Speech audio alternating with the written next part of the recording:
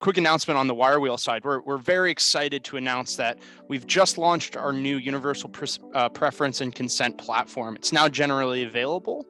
And our new platform is really addressing those critical needs, specifically around some of the new laws in the United States and globally. And we're really, looking forward to working with companies, helping really solve for some of the new requirements around the country, especially around the Sephora enforcement decision in California.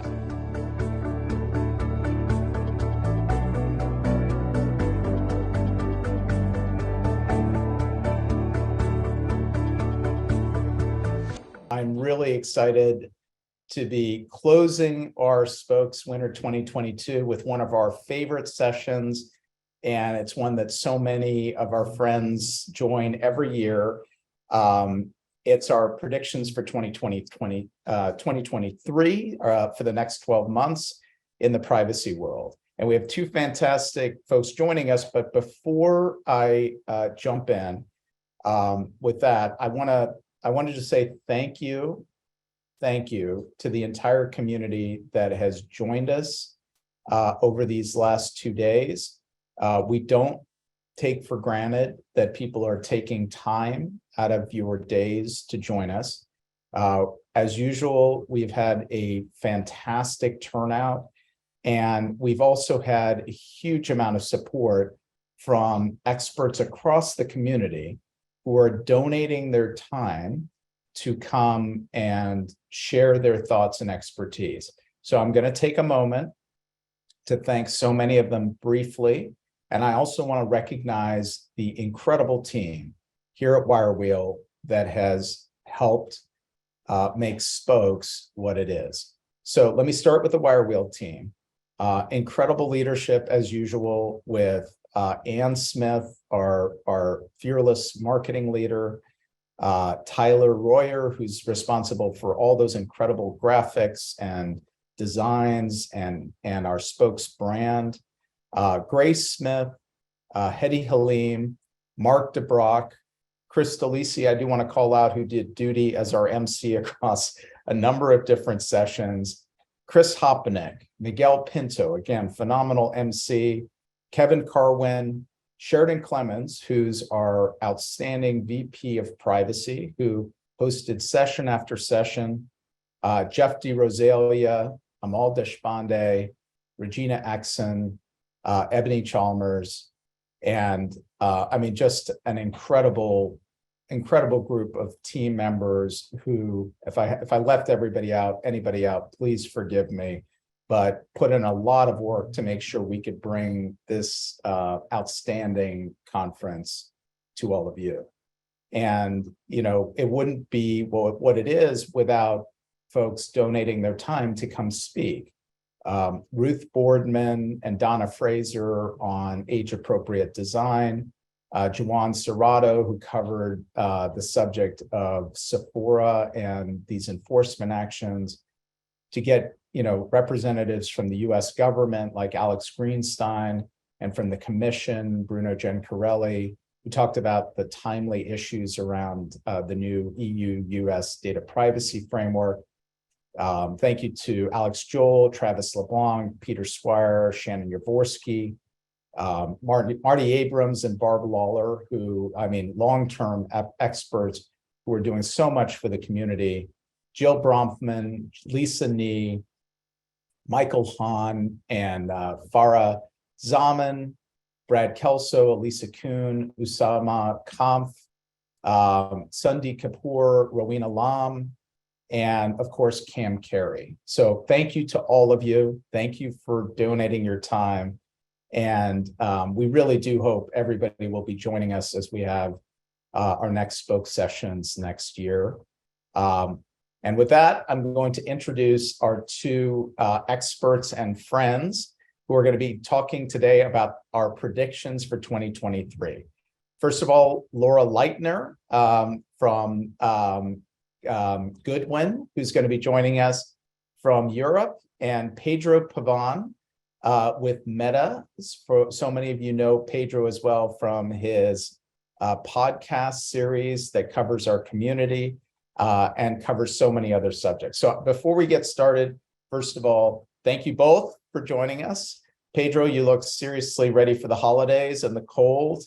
Laura, you look ready to land an airplane at any moment now. So thank you both for joining. And before we get started, I always love to have our panelists introduce themselves and talk a little bit about themselves to the community. You know, where are you based? What are you focused on? What do you care about? So I'll turn it over to you, Laura, first. Tell us a little bit about yourself and your practice, and introduce yourself to the folks here today. Okay, thanks, Justin. Thanks for also asking me to join this panel. Well, even though it is 9 p.m. in the UK, I'm still excited to join. So my name's Laura. I'm a partner at Goodwin Procter. I'm based in London. I started my career in Brussels about 12 years ago, where I chose data protection as an expertise because no one else did. It was like one of those areas that was really interesting, but it was so obscure. Every law firm only needed one person to deal with it. I moved to London after a couple of years, and then all of a sudden, I think, we were hit with like a boom, and GDPR landed. And so I've been advising on privacy, both on the defamation press side and on the data protection side for about 12 years. And I recently joined Goodwin to set up their privacy and cybersecurity practice together with Omer Tene, who we all know, and Boris Segalis. And they're both based in the US. And I'm 1 year in, so it's been an adventure so far. Well, Laura, thank you for joining us, as I said. And just for everybody, I know we're closing the session, but this is a fast one. So this isn't the normal hour. We usually spend 20, maybe minutes, 20, 30, maybe 40 since Pedro's here. But with that, why don't we turn it over to Pedro? Pedro, why don't you introduce yourself to everybody and talk about your role? Hey, Justin. First of all, thanks for inviting me, man. I really appreciate the honor of helping you close out the conference. And from everything I've seen and heard, it's been a tremendous success. So thanks a lot for thinking of me and partnering me here with Lori. It's such a prestigious company. So I'm really excited about it. I'm Pedro. I work at Meta. I'm a lawyer, but I run a public policy team, and we do like internal privacy policy advocacy with our product teams inside the company. And we do external public policy advocacy, and I'm sure all of you guys understand what all that means. The key areas of focus for my work are our algorithmic recommender systems, our monetization systems, and now my team's expanding a little bit into the payments space and the metaverse initiative at the company. So we've got a really big scope, a lot of really smart people working on my team doing really hard things, and I'm really proud to be part of the group and the company. And I think we're steering ourselves in a really cool direction in the next for the future. So super exciting. Before this, I've done all the things. I worked at a law firm, global law firm for a few years. So I was in private practice. I've worked at the federal government, the Justice Department, and the Department of Energy. And my practice has always surrounded data protection and privacy, but I have worked in like a couple other areas like environmental law and immigration. So super kind of diverse background, which informs how I think about the work that I do. And as Justin knows, like I tend to inject like non sequitur, non-privacy focused concepts into my practice because I don't think privacy exists in a vacuum. And so I'm constantly trying to make sure that we're looking at the work that we do through a broader societal lens than just like a pure compliance or pure privacy focused lens. And so that's kind of like me in 60 seconds. Awesome. Well, at least plug your series you do with the podcast, sure. Andy Dale, who I'm sure everyone knows. Don't you, when you appear as somebody as a speaker, you're supposed to plug everything you're doing, Pedro. Yeah. Come on now, throw it out there. All right. Well, I run a little podcast with my friend Andy Dale. It's called the Data Protection Breakfast Club. Some of the names I see attending here have been our guests, including you, Justin. And so, it's gone really well for us. It was a project we started at the beginning of COVID to hang out with our friends, and now it's turned into like kind of like a cool award-winning high impact podcast. And we try to keep it low for kind of low quality production value and a little goofy on purpose, but we're having a good time. And if you're bored and need a few laughs or want to hear me rant about one thing or another, you can find us on Spotify or Apple Music or anywhere you listen to podcasts. Awesome. Okay. Pedro, Laura, welcome. I'm excited. Let's hop on in. So format here is you can predict anything privacy related or non-privacy related. And feel free to be provocative, feel free to be funny, feel free to be serious, whatever sort of is on your mind. And once you make your prediction, tell us a little bit about why and what you were thinking and why you think this is a topic. And Laura, we'll turn to you first. So go for it. What's your first privacy prediction for the next year? Okay. Well, I feel a bit put on the spot because obviously I thought this was going to be like a real serious panel with like, where I was basically going to be rehashing what everyone else has said probably during the conference. So I was like planning to talk about the EU-US data transfers, but I think probably the whole crowd has heard about them. So I think a more, Pedro agrees. So I think a more interesting topic that I think is worth mentioning, because I haven't seen it out there anywhere else, is focusing on the EU and like, the area of expertise that I operate in, is like we are expecting in the next year, we're going to see a lot more harmonization and coordination and cooperation at the enforcement level. I mean, I feel like this is quite a boring topic, but I do think it there's an impact basically for business, where we've seen regulators after the GDPR, kick into force, hire people, issue guidance. Then they've moved on to enforcement. We've seen them go from a low level of enforcement last year to really racking up enforcement. There's a low, the high fines, a lot of cases. We've seen some record amounts. And what we're going to be seeing next year, I think, is like an effort on the European level to harmonize and to coordinate more, because there's a lot of efforts that the EDPB has gotten into. Like, for example, they've asked the European Commission to harmonize procedure rules around investigations, which is interesting because that'll make investigations a lot easier. They've also pooled experts, so there's harmonization on like expertise in terms of like technical background, and they don't just all they're wanting to have experts that provide the same advice throughout the whole European Union, which is interesting. And then there's also going to be a lot of cooperation, supposedly, on strategic cases. Now, there's some gossip behind the scenes that obviously all of this has been put in place to pull work away from Ireland. Well, I can, honestly, this is a really provocative subject in many ways. I'm not going to cut you off, Laura, because I want you to finish, but this has been a big theoretical issue for some time. And I think all of us on both sides have seen, it's not really coordinated in that way. So it's interesting that that's what you think is going to happen. Well, we're seeing a lot of, they've set up, it's called the Coordinated Enforcement Framework recently, which is supposed to take strategic cases, and then they're going to appoint a couple of regulators who are going to coordinate and work together, which is moving away from this whole lead authority concept, which is because a lot of companies, well, this is what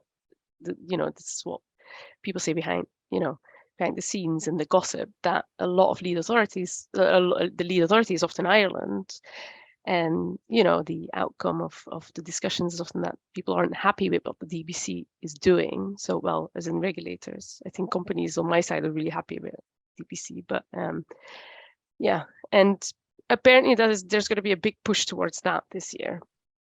So let's see where it goes. It's supposed to be fast moving. Yeah. We'll hold you to it next year. Any reaction to that, Pedro, before we come to your first one? No, I think she's right. I mean, that's my reaction. And I tend to agree. So it'll just be interesting to see how it all plays out in the new year. The prediction business is interesting because you almost always get it wrong, but I'm pretty confident about this prediction, which is we saw a really rapid acceleration of enforcement in Europe, but also around the world this year in 2022. And you can Google privacy enforcement action and go see, hundreds of enforcement actions, from all around the world. I actually think we're going to see that acceleration trend continue in 2023, actually quite aggressively. So I think that curve's actually still got a lot of vertical left in it.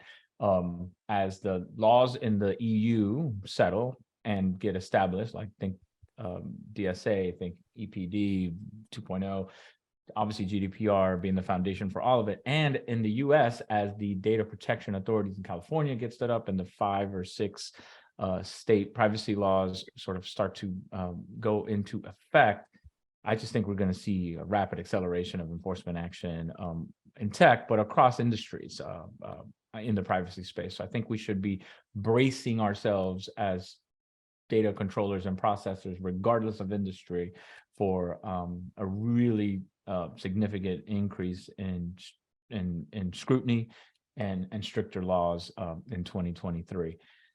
Connected to that prediction is one that I actually am not as optimistic about. So it's more of a hope, which is some national clarity on privacy law in the United States in the form of an omnibus privacy law.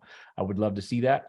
I think there's people predicting stuff all over the place. I think it's trending kind of negative right now. But if you ask me what I'd ask Santa for Christmas and in my capacity as a privacy practitioner, I would ask Santa for an omnibus federal U.S. privacy law that doesn't create disparity and that protects users in ways that make sense so that companies can continue to deliver the cool and meaningful services that they're used to. Oh, that's quite a big wish, especially Big that wish, last man. part. If you're gonna ask Santa Claus for something, I'm not gonna ask him for roller skates. I gotta ask him for something big, you know. So this is the big ask. I don't know, Lori. Interested in your thoughts on the prospects of a U.S. national privacy law. I'm cautiously hopeful, but I think some of the signal I'm hearing lately, you know, is sort of trending that negatively. Yeah, well, that's basically what I've been hearing as well. I'm obviously on the sidelines of it, but funnily enough, it comes up on every, you know, because I work a lot with US clients. It is very top of mind still. Everyone's wondering about it, and a lot of people are hoping for it. I think both on the EU side and the US side, there's going to be some sort of magic solution. If it does arrive, will it be pragmatic? I don't know. That's the whole question, isn't it?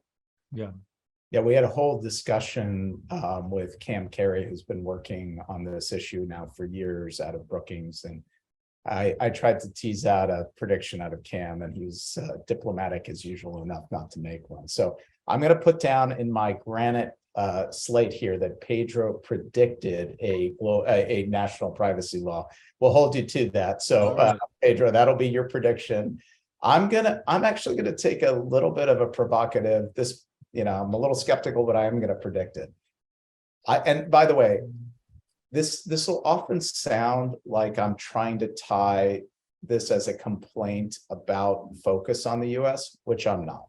I think when I heard about the amount of work that's going on the US side to establish and reestablish adequacy for data transfers to the US, and how much the federal government has done and how much the two sides have worked on an approach, I think it's something to be proud of. And I think if we look at how far things have come from, you know, pre-Snowden and back in the day to now with all the different, you know, 12.333 and the new executive order and everything, I think there's a lot of great progress to be made. So I'm just going to say out loud, this has nothing to do with the US side. But my prediction is somebody in Europe that is an enforcer is going to start looking at data transfers to other places with some focus, like transfers to Russia or to China. This is an issue that I'm just constantly surprised about. Like half the world is talking about the abuses in Ukraine. Half the world is looking at the regimes in Russia and China. And set aside the US, I'm not complaining about what's going on with the US. I am lacking in understanding in why the data protection authorities are not all over data transfers to other parts of the world like Russia and China. So I'm going to put it out there. My prediction is somebody, maybe Helen, maybe somebody in Europe is going to start focusing some attention on data transfers to other parts of the world. For the love of God, what is going on? That's my provocative prediction. So my provocative response to that is maybe it needs a Max Schrems to start focusing on that then. I think the problem with Max is that he's like, the problem with it being Max is that he's so focused on antagonizing the US that I don't know. He is. But I agree he drives with a lot. I completely agree with Justin. And Justin, you and I have been in closed rooms and in open forums where I've sort of raged against this issue, which is this like hyper focus because of Max's work, which we can set aside whether we agree with it or not, but because of Max's work, this hyper focus on cross-border data transfers between the EU and the United States, and sort of this like overlooking of like the like, you know, paper mache cybersecurity and data privacy laws in China that really are enforced arbitrarily, and there being no adequacy investigations there. It's super frustrating to me as a former like national security guy to look at this from the perspective of the sidelines and try to understand how it makes any sense. I totally agree with you, and I hope your prediction is right. Because if we really are thinking about protecting EU citizens in the context of why we pursue these actions and these investigations, then it seems prime for it, given what we're seeing develop in other parts of the world as far as hostility. So totally agree with you 100%. Yeah, I definitely think there's a willingness on the regulator side. What I've noticed as well, when dealing with Chinese clients, is that there is a vigilance, an extra vigilance of the regulators. It's just they're understaffed. It doesn't, hasn't gone to like a level of like case law and like, all of the institutional bodies that needs to get. But like if you're triaging the situation, you pick like the most risky situation first. I don't think data transfer from, France to the United States is the highest risk proposition to a French citizen from a perspective of government access to data. Whereas China or Russia, maybe I'm just hyper hawkish American and just looking at this through my kind of nationalist point of view. But do you think it's also maybe because the US is willing to play game, at least? Fair. They play along, they actually respond, they come out with laws, like there's some traction there, where That's I think with certain other countries, there may not be any traction. There may just be like, haha, like go F yourself. And then that doesn't look very good from a PR perspective, does it? It doesn't. And let me just say, listen, I understand. I don't want to sound undiplomatic, and believe me, I know we're all on the same page on some of this. I'm just saying, we don't even talk about it. It's not even on the radar. It seems bizarre given what we're talking about. So my prediction, somebody is going to take up this flag and do something about it, and at least establish, put a flag in the sand. And I think it's a little crazy that we're relying on a third party, person to go raise this issue, given what's out there. That's my personal sandbox just for a moment. Now let's go to round two. All right, Pedro, you're up first time on this one. We'll go round robin. You ready for prediction number two? Yeah, look, I like sort of like a general prediction, and I think everyone's going to nod their head as this being obvious, but I think it's worth mentioning, which is like we've watched what happened over the last couple months with ChatGPT and DALL-E and OpenAI's really cool releases of their machine learning interactive systems and what the capabilities are and how disruptive they seem to have as how disruptive a potential they seem to have for industries, all from art to lawyering, right? What isn't being talked about that much yet about those types of technologies are like the fairness, equity, and privacy implications of the tools. And I think they're pretty significant. Like when you look at the explosion over the last couple of weeks of these like AI self-portraits and selfies, right? And for the first week, it was just like super cool, and millions of people were posting it all over the internet. And then by the second week, we started seeing that the algorithms are starting to do funky things and portraying women like hypersexualized and portraying men in like these professional, like astronaut type of settings, and women in like, fairy godmother settings, and these kind of like old tropes that we're all kind of tired of seeing. And so like, I think like the fairness and inclusion implications of those technologies is pretty high. And interestingly enough, while it's not a pure privacy issue, I think it's going to be the privacy industry that's going to have to lead the way in figuring out what that all means, because we're well suited for it, because we understand how the tech works as much as any other industry. We have a good sort of like ethical foundation on like our knowledge and understanding of privacy rules, which I think a lot of it will carry over. So the prediction is we'll see more widespread adoption of that tech, both at home, at work, and at school. So I guess that's three: at home, at work, and school, and other surfaces. And then all of the issues that nobody wants to think about now because it's cool and shiny. We'll all have to deal with next year pretty aggressively. So I'm excited for the work. I think we just it's cool technology, and I think our industry is well suited to help us make sure that these things get used responsibly. It's interesting, right? Because it's like, why does this keep happening? Isn't that the question? Isn't there like, like even the machine has this tendency to just go off track, and like, it's just interesting. I think it's just the entropic nature of dots. And we just, there aren't a lot of philosophers. Well, there are, but like, there aren't a lot of practitioner philosophers. And I got to say, like, every once in a while, I'm like, you know what? Someone with a philosophical lens should be looking at this and giving us feedback, because like, there's a difference, I think, between like something being dangerous and risky and something being like unpleasant or uninteresting. But I think all of those can be true also. And we're going to have to be really careful about how we deploy these technologies over the next couple of years. And if we, to your point, like if we get out in front of it this year and make sure that like there's like fairness by design, privacy by design, like all the stuff we talk about in conferences, we actually do it. I think we have a better chance of not falling into some of the same traps we always fall into when something new and cool comes around.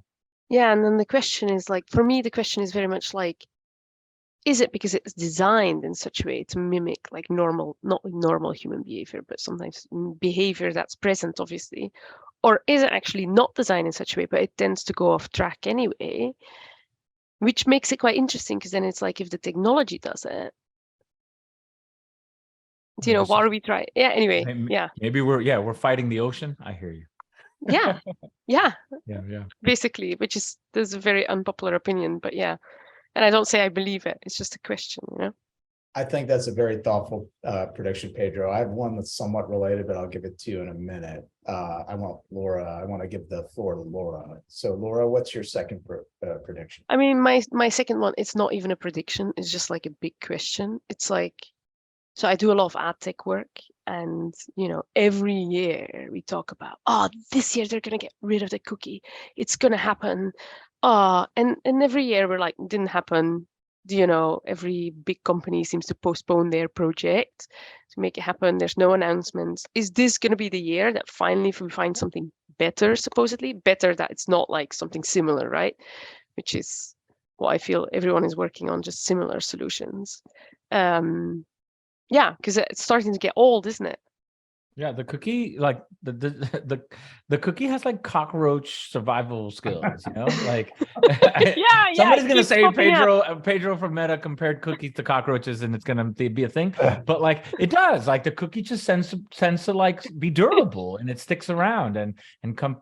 Even regulators beat around the bush, right? On the cookie. Yes. It's not just companies, okay? Like it's one of these things where everybody's like, yeah, cookies, they're outdated, they're outmodal. We need to get rid of them. There's better ways, more privacy forward ways to do everything. And then there are cookies just sitting there on your computer and on your Yeah, and everyone still uses them, and then there's no point trying to like, be new about it or try something different. It's just like, also with my clients, I'm like, yeah, go ahead. Yeah. Like so two predictions I have so far. Pedro, quote, national privacy law this year. Laura, quote, the cookie will live forever. Did I get that right? Is that about right? Yeah. Let's get back to it next year. Okay. All right. Then we got two quotes so far. I think it's going to be a while. This is one of those, like, even if you wanted to do it, there's so much you have to do to not do it that I think. Yeah, but there are companies out there really looking into this. This is the thing. I mean, this is what we do, and it's hard. It's really hard. It's hard to do. We can do it, but you got to find an approach that actually takes care of it. And Laura, I think you're right. And all right, I'll give you one just in the interest of time. It's related to Pedro. We will. My prediction: not one person. This is not only here on the panel, but for all of our attendees, will attend a conference without the term Chat GPT coming. Oh, guaranteed. That's my prediction right now. I don't think we will attend a conference or something. And by the way, luckily Pedro solved that for us here at Wirewheel Spokes 2022, winter, just a short time ago. I think I'm saying this because it's kind of crazy. I mean, most of us who have tried it, you sit there for at least an hour thinking, I cannot believe some of the things it can do. And it's like just one of the first that we're going to have. It's not the only service out there. So it's related, Pedro, I think, to your insight. And once you start using it, you can't help, if you're in our world, to start thinking about how the heck this came to be. Coming out of this is based on data of what went into it, and the way it's working, it's using your inputs to generate outputs. It's learning from what's happening as we're doing. Okay, so let's just start with that. But if any of you, have you guys both used it? If I may Yeah, ask? it's on my screen right now, actually, interestingly enough. Yeah. I Yeah, so haven't. if you haven't used it, it's, I don't want to sound like a product plug, but I mean, all of us have been just blown away, and it generates code. You can ask it to ask it a question, yeah. and generate code. But I think all of us sit there thinking, if it's learning for me, wouldn't you have expected like a bigger bunch of information that was happening? Pedro, to what you were saying, like, how did it actually alert us? Was it bold-faced? Did it really tell you what it was taking down? I looked at the sign up. It's pretty minimal. I couldn't quite figure out, is it like just collecting me? What location information is being sort of abstracted into the model? It's like, AI in some ways is a kind of black box when you're trying to do an analysis. Pedro, you and Laura probably have more insight into this question than I do, certainly. But I think as much innovation as we're going to have in that realm, I think you're right, Pedro, there's going to start being an examination of this, but I think we're going to be trailing the analysis from a privacy perspective by a lot, because the functionality, I think, is going to drive people to just not care for at least a while. Anyway, You think so? Yeah. Because I feel like I've worked on some of these things where, you ask the client, what does it use? And it's like, oh, we monitor your facial expression. We can do the kind of things that they can use. It's incredible. Just like as a lawyer, you're a bit like, well, not as a lawyer, I think we can make it work. But often you're like, think about the creepy factor as well, which is maybe not good advice, because then these guys are just like, you know what? Let's just not tell anyone what we use. Yeah, I'm sorry, go ahead, Pedro. I was just gonna say, what's really interesting to me about one of the questions posed by the proliferation of AI generated content. So two things are happening at once. We're getting a feedback loop from an AI like Chat GPT, right? And then we're getting a creation loop from AIs like DALL-E. And right now it's limited to pieces of art or whatever, but that's going to change. And even Chat GPT generates content as well. We will at some point, assuming these things proliferate at the rates we think they will, at some point be in a space where these chatbots, or whatever we want to call them, are going to be replying to you based on information made by other AIs, right? We're not there yet, because most of the content on the internet is human generated. But when that balance shifts, then it'll be the AIs teaching us what other AIs think about the questions that we ask. And I actually don't think that's some far-fetched, long way down the road scenario. If you just go on Instagram now, 6 months ago, there was zero AI generated content that you could find. Yeah. Now it's everywhere, right? It's all over Facebook. It's all over LinkedIn. It's all over YouTube, right?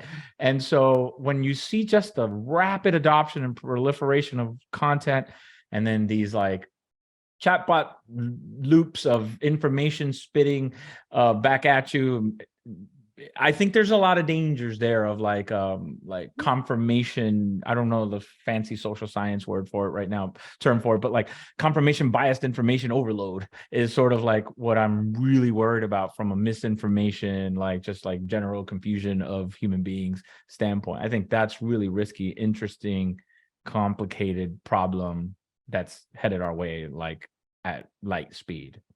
Yeah, and it also goes to accuracy, right? Imagine if you tie it back to an individual and through maybe a cookie, because they're still out there. The cookies will never go anywhere. No. But yeah, you tie it together. By Laura earlier today, right in our very little session here. So Yeah, and So somebody really smart. To your point, though. Oh, sorry, Justin. no, please. I was gonna say to your point, Lori. Like I don't remember who said it, but the quote was fluent bullshit, right? Like that's a quote. So, and it was like right now, ChatGPT is really good at sounding smart, but sort of speaking in generalities. And he called it fluent bullshit. Like any lawyer. It sounds like a lawyer. Basically, right? Right. And I think like, we'll have to see when these things level up and it's still fluent, but it's no longer bullshit. Like how powerful that information is going to be and how it's going to change how we do everything. I mean, just imagine like a school report. I wrote about this on LinkedIn a couple of weeks ago, but like, in a world where ChatGPT exists, like having expectations that children aren't going to use it is ridiculous. They're going to use it. It's like calculators. Okay. Like there was a time when they said, you got to learn the old way. You'll never have a calculator in your pocket. Now all of us have the most powerful calculator ever in our pockets. Right. And so I think we're headed in the same direction with these bots. And so it probably, like just here prediction, right? 10 years from now, a 10-year-old kid writing their first book report on Abraham Lincoln is not going to write a damn thing. They're going to collaborate with an AI and generate it. And like, it's going to be a zero trust exercise. And what the school will be teaching the student is not how to write, but how to validate the information that's getting generated. Like that's the skill of the future that is going to be pivotal to creating like a human beings with agency and independent, cognitive, existence, right? They're going to have to really hone their skills at validating information. And we're going to have to come up with methodologies for all of that. And, what an interesting time to be a student, I think, in 10 years. And it's going to look nothing like when I went to school or when any of us did. And I mean, scary, they but I could be think it is teaching true. people that now. Yeah. Probably should carry on beyond school. Can you imagine trying to write an ethics? If you haven't, again, I hope it's not the only one, Pedro, I think I've mentioned that, but there's another service, we've looked at. It generates an AI generated human being that doesn't exist on Earth, but looks a lot like a normal human being. And There's by the one way, that you even wanna start generates getting a into friend. images? Yeah. Is that the one where Well, on Instagram they like advertise it? I've wondered why I got targeted by this ad, by the way. well, it's It's not like, only do you that, not have a friend? Here's a computer generated one. the ethics Oh my around God. this is less legal for me than ethics when you start thinking about it. But can you imagine writing a school honor code to try to accommodate this? Like, so you can write me the outline for a paper on the following subject. Okay, that's probably on borderline. Give me some ideas of things I should think about on this subject. Is that cheating? Give me some citations of things I should read on this subject. Is that cheating? I mean, you're getting it to the point where if I did it on a research thing, you'd look up the subject, it gives you the subject. There's like a weird line there, and I'm going to move on from this because I've taken up way too much time. But the one that I couldn't believe is, you have an AI generated human being that does not exist on Earth, but you would not be able to tell. But you can assign different voices and different races to different people. That's kind of crazy, right? I saw the Morgan Freeman voiced white guy, and you could do anything you want. You can have it like different. I mean, like, what's the ethical line? I don't really know, but it's an interesting bunch of stuff. So, by the way, I'm going to pause. We did get some questions, and then we're going to do the third round. Laura, it's back to you on the final round. But just one thing I want to clear up. There was a mention of Max. And it's crazy that we're just mentioning him by first name and we just assume that people know, but Max is Max Schrems, and Schrems is the one who challenged the action that resulted in, Privacy Shield getting struck down. And he's now, threatening additional lawsuits. So I think that's what we were all referring to. Yeah, he's a privacy activist in Europe who's very active. And a celebrity, and a little bit. I mean, of a we have to privacy say celebrity. Yeah, he's a privacy. Very Max is a narrow good kind guy, of man. I think he's doing what he community. thinks is the right thing. He's a celebrity in the same community that Pedro is a community is a celebrity. So it's like a very small slice of society, but Like they're both it's like me, celebrities. him, and our parents. Yeah, This is exactly. big celebrities. All right, Laura, back to you. Final I prediction. don't know if I have another one. I mean, I do have one question coming out of that. Do we need more individuals? Do we need more individuals who are pushing the boundaries? Like, we were talking about Max and we're like laughing about it, like saying like, yeah, because he's so focused on the US. But actually, do we need more individuals who really truly care about this and are willing to push it to a level where, where it actually makes a difference? Not the individual who gets upset about their data being used for a certain purpose, but actually someone who finds a cause, because Max has his transfers and he has his cookies and he's probably got like a whole team of people that are really busy with that. But if we want to like push boundaries, do we need that? Because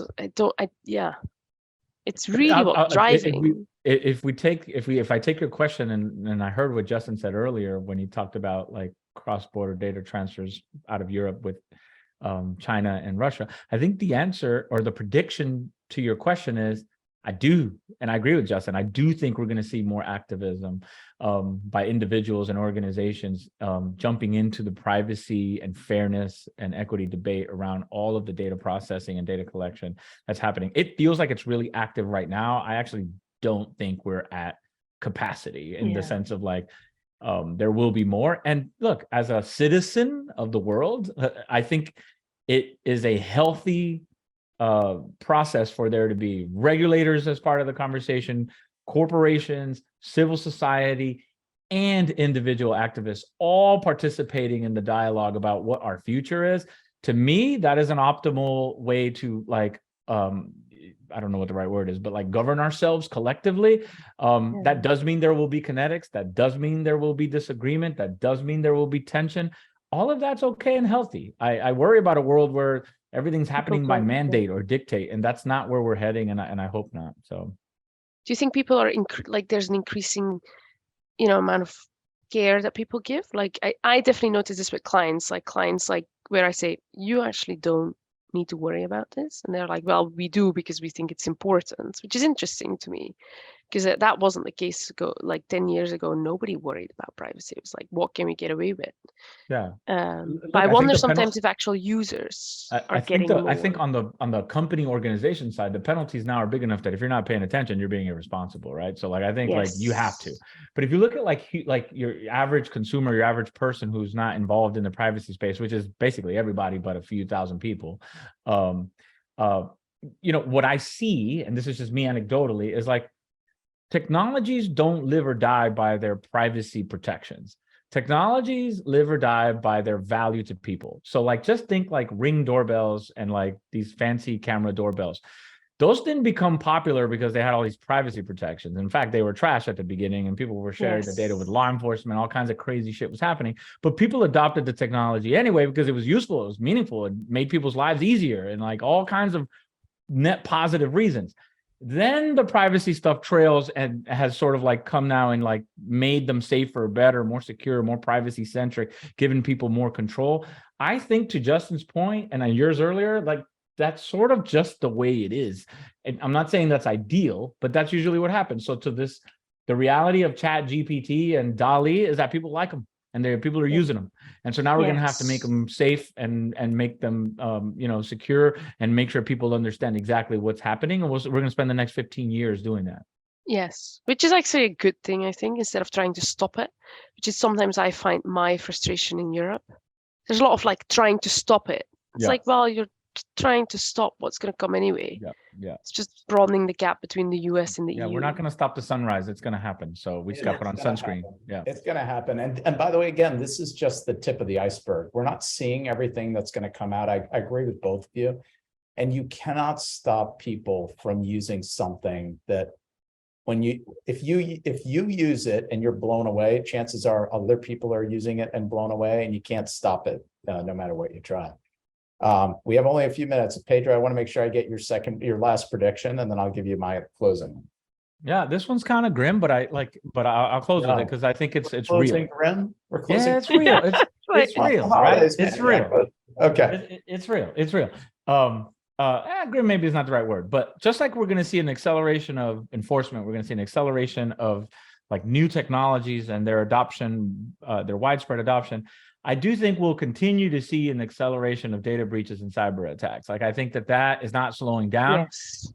We have made a lot of progress, both from a law enforcement standpoint, a technology standpoint, to subvert and oppose cyber attacks and data breaches. But I think we also have only scratched the surface. And I think, I think the areas most at risk are the areas that are most important, like critical infrastructure, transportation. I know, Laura, you're an air traffic controller on the side. So like the systems that we rely on to be safe and live our lives productively. I think we will see new threats in those areas, and we'll have to be ready for them. So I think we're up to the challenge, but we haven't even seen what the world is capable of yet on the attack side. So no, I fully agree. I think that's just going to increase. Definitely, it's interesting as well because I think we've seen that in the last year as well. It's gotten a lot more sophisticated and more targeted. It's not just personal data, is it? Actually, personal data is not where the money is. It's like market information, trade secrets, yeah, all this kind of stuff. Yep. Yeah. I have one that I'm worried about, and then I'll give you my final prediction. It sort of comes down to, I want to end on a more positive note, Pedro. Please. By the way, in this capacity, I'm just in my own personal capacity. I get really worried about the enforcement in the states here on the US side, and the data that might be available to state law enforcement agencies around some of these personal privacy, harder issues, medical issues that worry the hell out of me, to be honest. Like, I think the amount of data you can collect on somebody and what searches they've done and what sites they visited, I think it's going to take a lot of thought by the companies that are actually collecting that data to make sure you can actually protect the personal information of people who are going to be in vulnerable positions and who don't have any idea where their data is really being shared. So that's a personal worry for me. And I'm going to shift to my last prediction, which is by the end of 2023, ad tech and martech will effectively be a regulated industry globally. And I say that because I think California's done a great job personally. I mean, I'm just saying, just in terms of like pushing the boundaries and thinking about it, I know there's going to be some mess in here, and I'm not trying to endorse any particular state law, but they're out there trying to figure a lot out. And I think fundamentally, the new California law and the enforcement of CCPA, it makes ad tech, martech a regulated industry in California. It just does. You're right. And once you do that and you're regulated in California, you're effectively regulated all across the US, because I don't know any business personally that wants to sell its products outside of, in the US, but not in California. So functionally, I think ad tech, martech will be regulated in the US.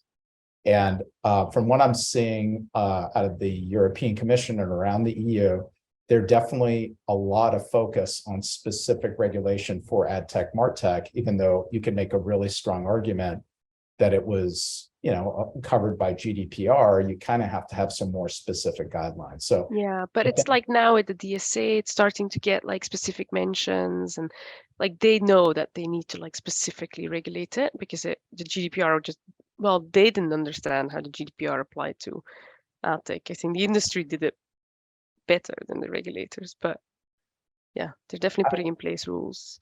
Yeah, I think there'll be a focus here and around the world, and I think it's because some of the most early and most aggressive uses of data by everybody commercially, it almost always starts with advertising and marketing. It's not the only use, but it's probably one of the first, and it's some of the most aggressive, and so it's not shocking that it would become, the first really regulated industry globally. I don't know if you guys have a reaction to that at all, either you or Pedro, but I'd love to hear how you think about it. I agree. That's my reaction. I agree. Yeah.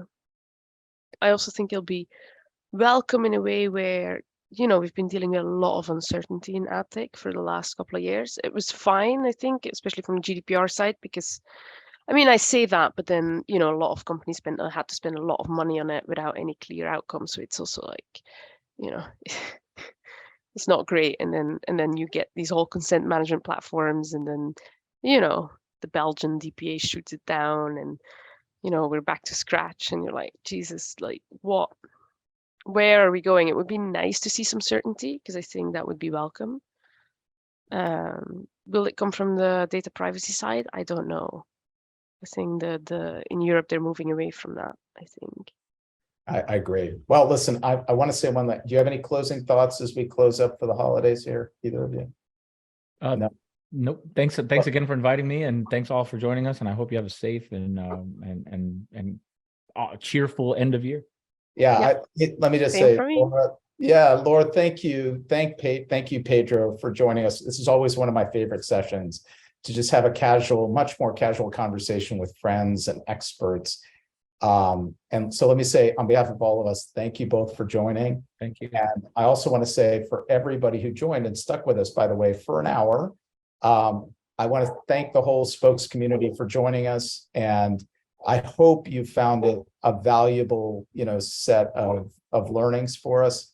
We're really proud about what Spokes is doing for the community here and sharing these sessions free and open for everybody. And I want to wish everybody a fantastic holiday season and a great end of the year. And we hope to see you all again at our next sessions. Pedro, Laura, thank you. Thank you, Happy friends. holidays, everybody. Thank you. Bye. Bye-bye.